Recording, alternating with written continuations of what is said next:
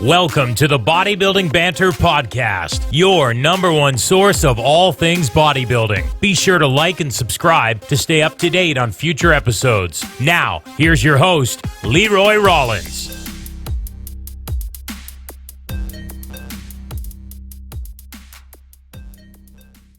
Welcome to the podcast, people. Another daily episode while we're under quarantine. Trying to get these episodes up to you guys every single day because I know a lot of people are stuck at home, not doing a whole lot. So I figure at least provide some entertainment and let some athletes like Emily tell their story and what they're all about. So Emily, welcome to the podcast.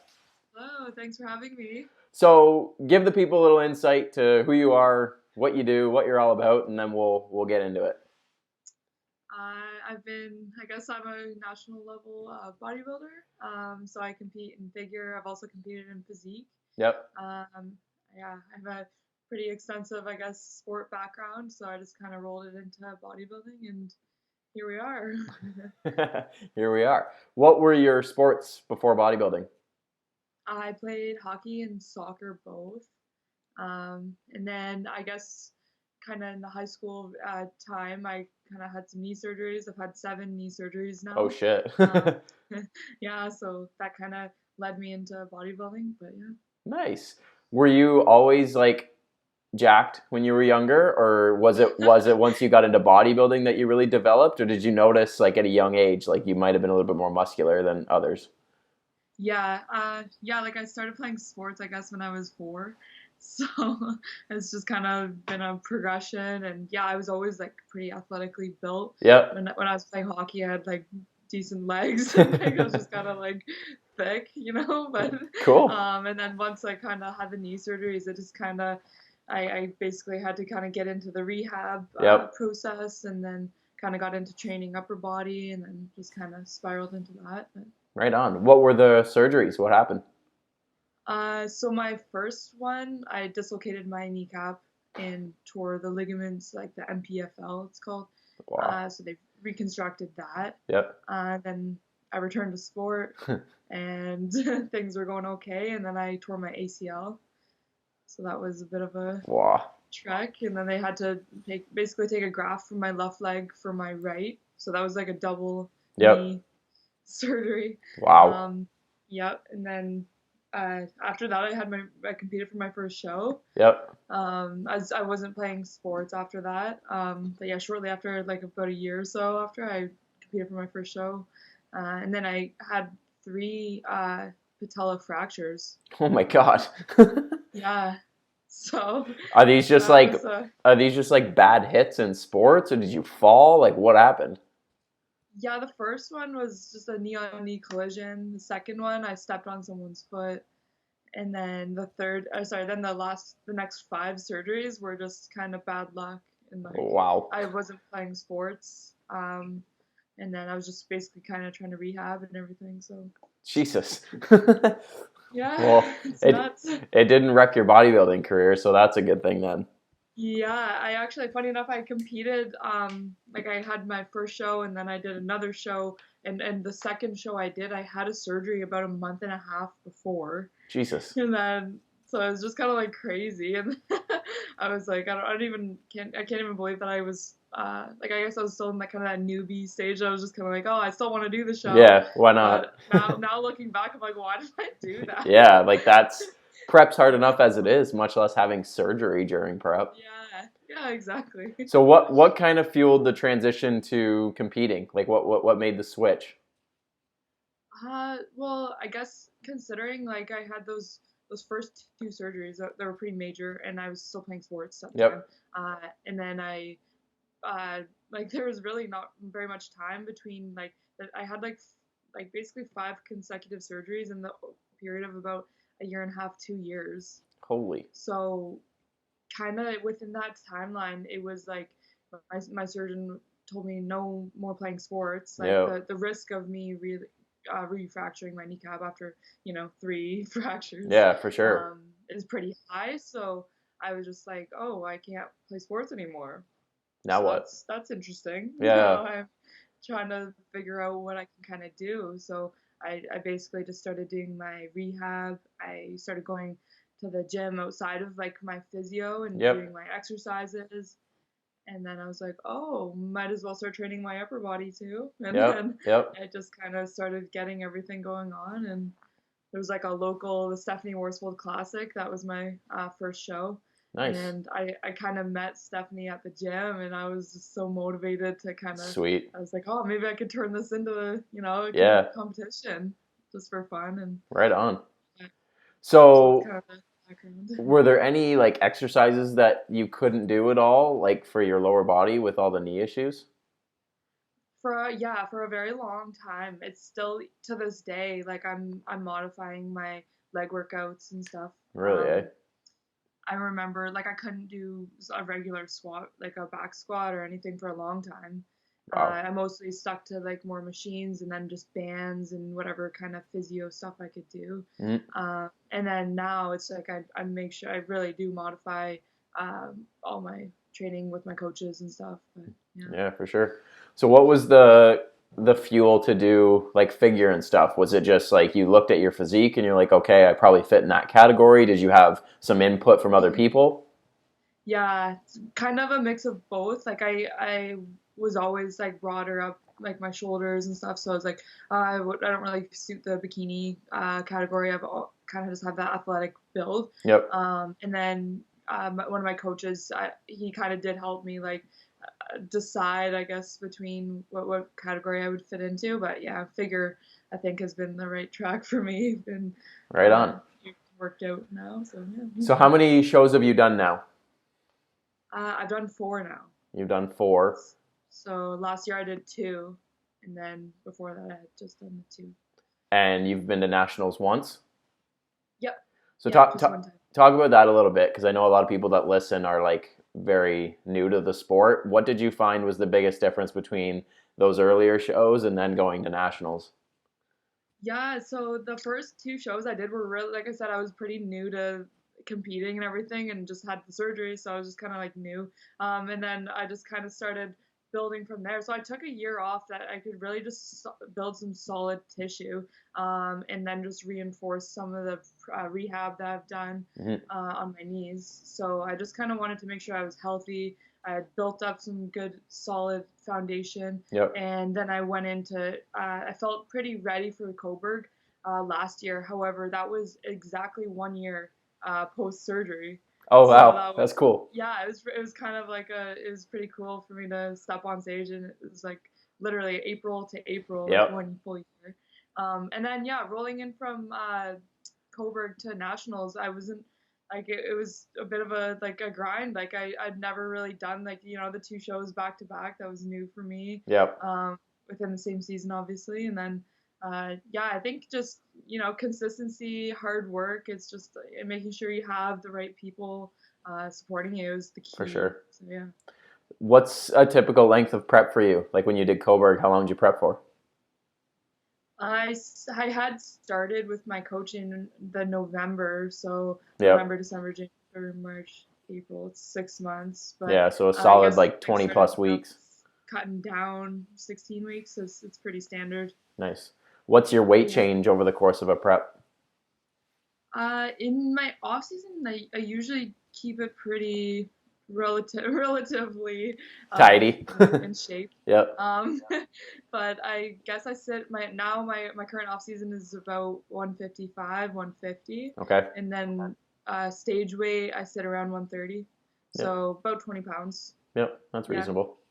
Good. Yeah. What was it like going from, so people that are listening that maybe don't know, Coburg is in April, Nationals is in July.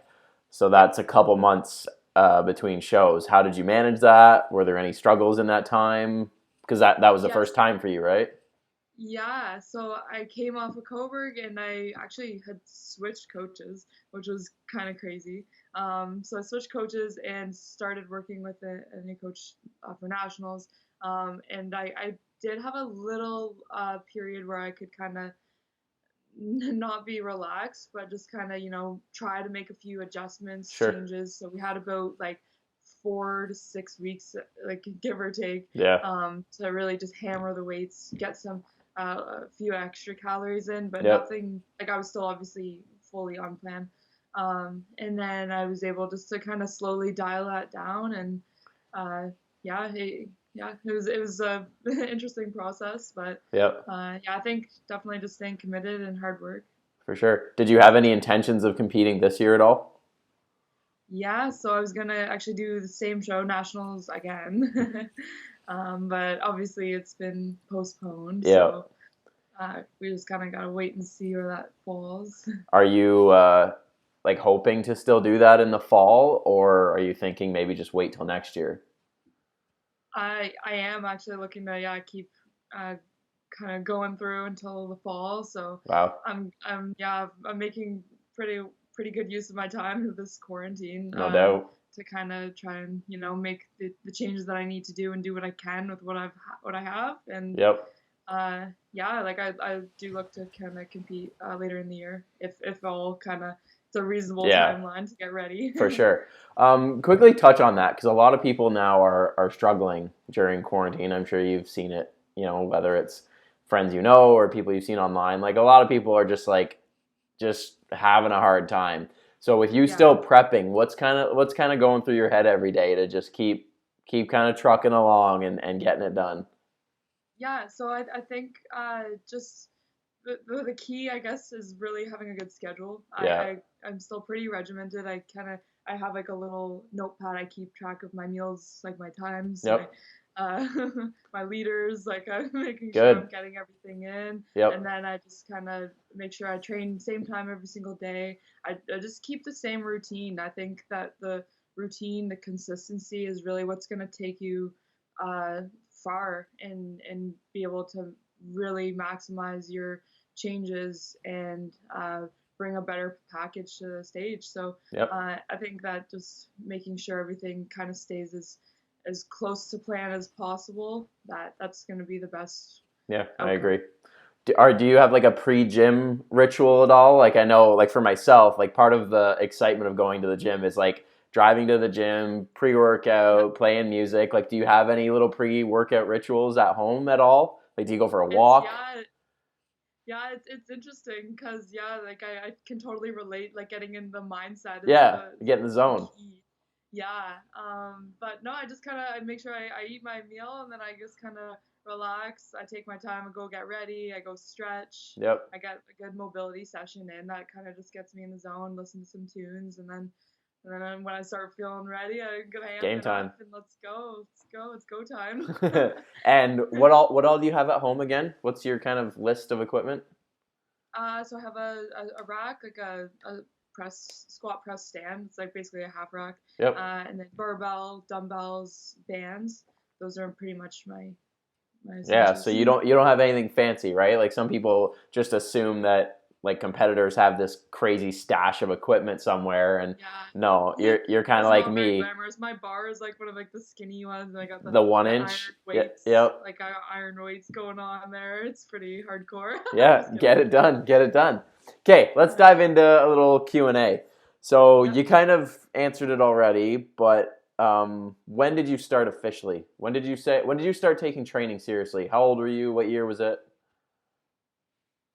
That would have been 2017.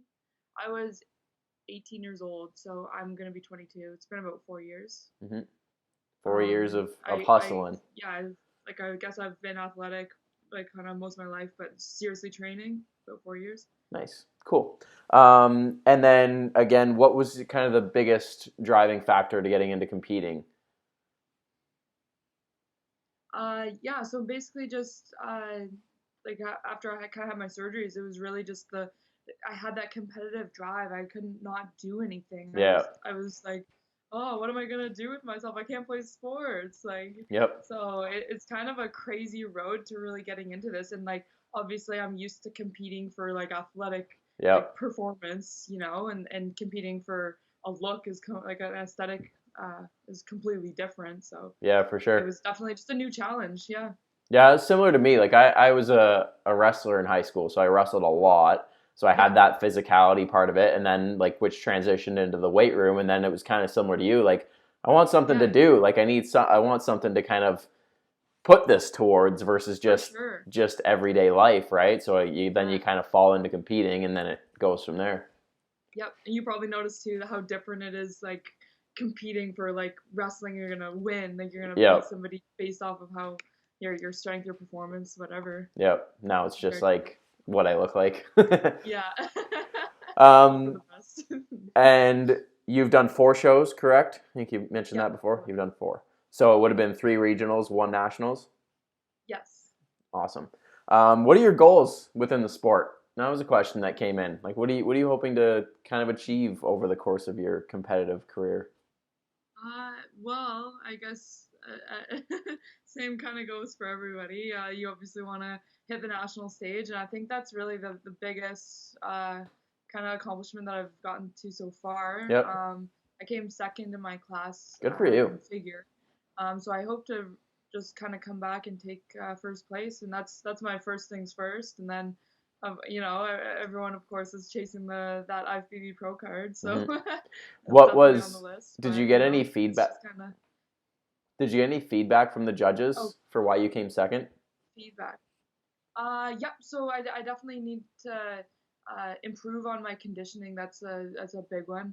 And then of course, given just with my knee surgeries, bringing up my legs is going to be a big part, and that's what I've definitely made a main focus this off season. Yep. And I'll continue to work for this quarantine. Yeah, for sure. So yeah, those are kind of my main points that I want to improve on. Nice. What did you change for your leg work for the off season? Like, what was your approach for that to make them better? So I'm definitely a frequency training. So I train my legs twice a week, and I have a day that's kind of more obviously quad focused, more pushing motion. And then I have more hamstring pull, and then I kind of there's a with I guess with the number of surgeries that I've had, I have my chiropractor, my physio, so they prescribe me exercises, so I'm kind of still keeping up with those throughout this, so that's daily. Yeah. What are you doing for legs at home right now?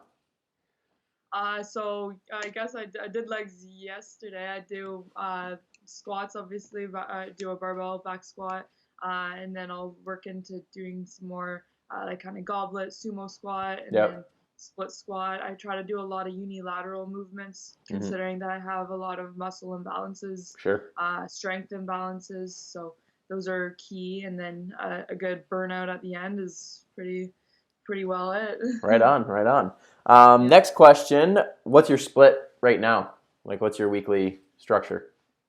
So I was trying to really incorporate as much as I can with my what I was doing at the gym currently into my quarantine workouts, but obviously you're missing a lot of things. Yeah, you switch it up. I've been kind of doing like a push pull legs.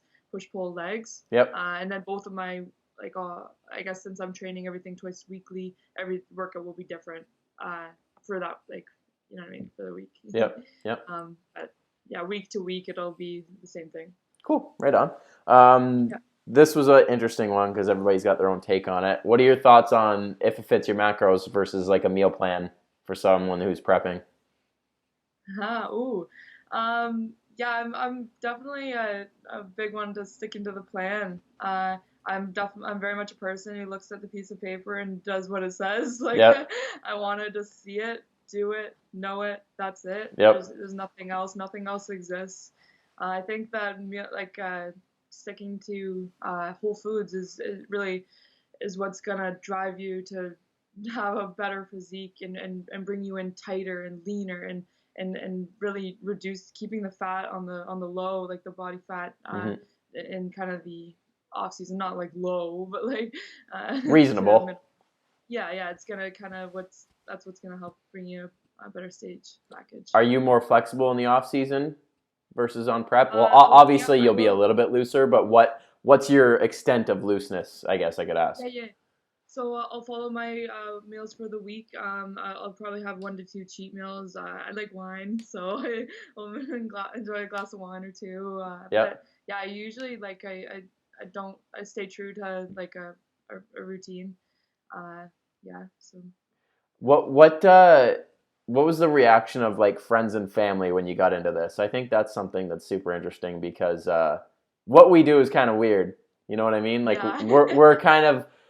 we're an anomaly. We're strange Oh, people that do this, right? So what was the reaction of kind of the circle around you when you're like, yeah, I'm gonna get leaner and go on stage half naked? Like, what was people's yeah. reaction? Yeah, like I think a lot of my friends thought I was crazy, Yeah, to be that's honest. usually how it goes. Yeah, it's like there's nothing compares, right? Yeah, So I think yeah, it was just like, oh, we're going out for food and drink, so can't come, yeah. or like I'll come and drink a water, and everyone's like, you're lame. You're like, um, you'll see what it's worth. yeah. Yeah, But my parents are always very like supportive. awesome. Yeah, I'm really lucky to have them, and yeah, like my immediate family was really understanding. Of course, like you go to the family dinner and you're not Yeah, eating, and everyone's like, yeah, so. yeah, for sure. We talked about goals. Oh, this one's cool. What do you find are your personal weaknesses and strengths when it comes to prep? What are you good at? What do you maybe struggle with? Ooh, okay. I think yeah, I'm really good at like I guess like I said, sticking to a plan. Like Yep. I don't tend to do anything silly. I think it's really every day's a work day, right? And like you're getting up with a purpose. You're doing this with a purpose. Yep. Um, Weakness. I think that. Huh, I think there's always room to improve. Like I think that time to there's enough time in the day to do everything. So I mean, if anything, I overcram my schedule. Right, right. um, like I want to get so many things in. I'm like, oh, I want to get this much time doing my posing, and I want to, So Yep, and yep. then I forget to cook rice, and I wake up, Like I'm like, shit. oh god. But yeah, so just kind of reining it in and just keeping it chill is probably my weakness. Yeah, for sure. A lot of people struggle with like comparing themselves to others, especially now that like social media is so Yeah. prevalent. Are you at all have any issues with that? Like, do you ever find yourself looking at, other competitors that you might be against and you're like, man, she looks better than me or blah, blah? Or do you try to just stay in your lane? Yeah, I think yeah, like I think I also try to have like the we're all in this together kind of thing. I don't tend to get like the mad or like get Yep. obsessed with it. I think when I see people come up and I'm like, oh, she looks really great and good for her. Like and I think that everybody has a different look too, so that's a really big thing to keep in mind. Like genetically, you're not Yeah. really ever gonna be the same as somebody else. No. So I think just keeping in mind that you are you, and this is you're doing the best you can. That's a good It's kind of attitude. That's awesome. What is your favorite cheat meal? What's the go-to? I always go for burgers usually. Sushi is another big one. I love sushi. But if it's all you can eat, it's kind of not the Uh, best. yeah, that's That's like, risky. yeah, I go to town. What is there a burger place you go to all the time, or is it just whatever's around? Typically the Five Guys, the classic. Yes, Uh, yeah, yeah, that's Five my Guys. go-to. Have you been to the Works? I have, yeah. The Works is That's damn also a good too. good one. Yeah, Yeah. for sure. There's just some about like bodybuilders and burgers. They just go hand in hand. I know. I don't know what it is. Yeah, I don't know. Um, what are the biggest changes you've made to transforming your physique? Someone submitted that. So when you had like, I guess your first like off season, maybe what was kind of the biggest things you started to apply to your life? Yeah, so I did have a pretty solid strength phase. So I made sure like I kind of put a focus on blocking my training and making sure my diet really matched the changes that I was going through. I did my like a first chunk of it kind of on my own. So Yep. I was just trying to I think I keep saying this. I guess consistency is really the main thing. Diet is number one, and making sure that your training is continually being adjusted to your progress, I think, is key. Awesome. No, I agree completely. What are your thoughts on the fitness community in general? Pros and cons.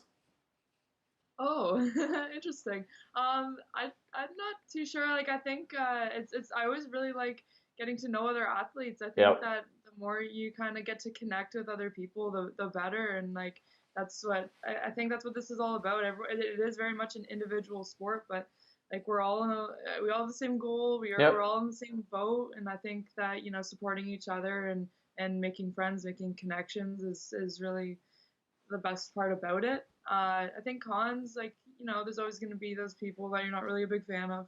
Yeah. And, just kind of steer clear. Yeah, I agree. Like, I think for the most part, everybody's pretty supportive, I would say. Like, just in general, I'd say very rarely is there, like, if I have 10 people that I get along with, there's going to be like one person that I don't like. But that's a ratio you're going to find everywhere. I'll take that 10-1, right? Like, that one asshole can just stay over there.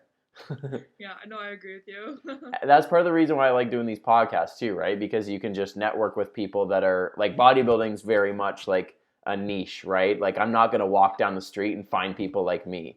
So to do these podcasts and stuff, to just talk to people that get it, it's fun, right? And it's just a way to build connections. What you do, like, it's awesome. I think it's really a cool way to stay connected and make use of this. Yeah, for sure. What are your kind of like top 5 must exercises for you? Like, what do you, in any given week, you'll always do these 5, for example? That was just a question that was sent in. I always row. Yep. I row. That's a big one. I will always do rows, lateral raises, squat of some sort. Yep. I agree. Of course. And then my physio is every single day. And those are usually like banded stuff. Like I'll do like step ups, RDLs, like mostly body weight stuff or banded, just corrective exercises. Yep, for sure. Yeah, bodybuilding's interesting in that there's like, it's not like powerlifting, it's not like weightlifting. Like, there's nothing we technically have to do.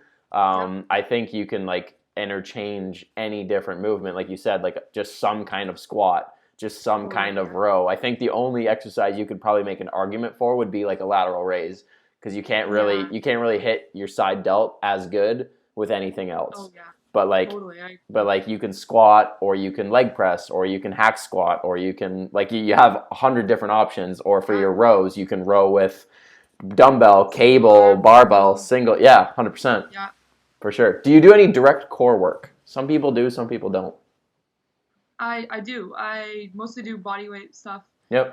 So yeah, mostly just kind of leg raises or crunches, different planks, stuff like that. Awesome. Last one. Advice for the aspiring figure competitor that wants to be just like you. Ooh, okay. So I guess make sure, first of all, get yourself a good coach. Yep. A coach that you are comfortable with, that is supportive of you, that you can share stuff with, personal, whether it be personal, diet-related, training, everything. So that's key. Making sure that you obviously have a good support network, family, friends, everyone. You kind of have a few good people that are in your corner. Mm-hmm. And I think following your plan is important. Making sure that you kind of know your body, know where you're at. Just kind of staying in tune with yourself is really important. Of course, during a first prep, you never really kind of know where you're gonna, how your body's gonna react, what changes are gonna happen. So, keeping up with your health and staying on top of that is gonna be important too. Do you do anything? You mentioned health there. Do you do anything outside of like diet and training to like take care of yourself? Like, do you stretch regularly? Do you meditate? Do you massage? Like, do you have anything else that you do?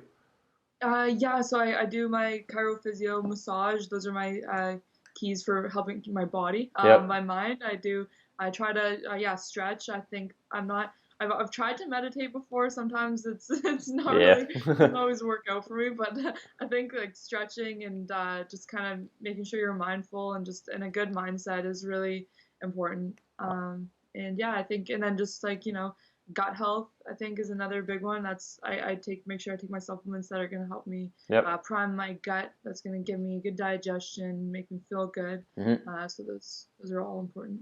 Just like a probiotic, digestive enzyme kind of deal? Yeah, glutamine. I was incorporating kind of some like juicing stuff for the morning, so like kind of celery, ginger, stuff like that. And I just find it kind of helps prime your gut. But yeah, and then just staying on top of fiber and stuff too. Yep. If you're not feeling regular, but yeah. Yep, for sure. Right on. Well, thank you for coming on. Thanks for making time to do this. Thank you for having me. I appreciate it. Where's the Instagram? Where can people find you? What's the at? _Hammond. Easy enough. Easy enough. Search me up. Sweet. So that'll be linked down below in the YouTube description, so you guys can all go follow her and keep an eye on that Nationals prep, hopefully. Absolutely. Awesome. Well, you enjoy the rest of your day, and thanks for coming on. Thank you. Thanks, everybody, for watching, and we'll see you guys in the next one.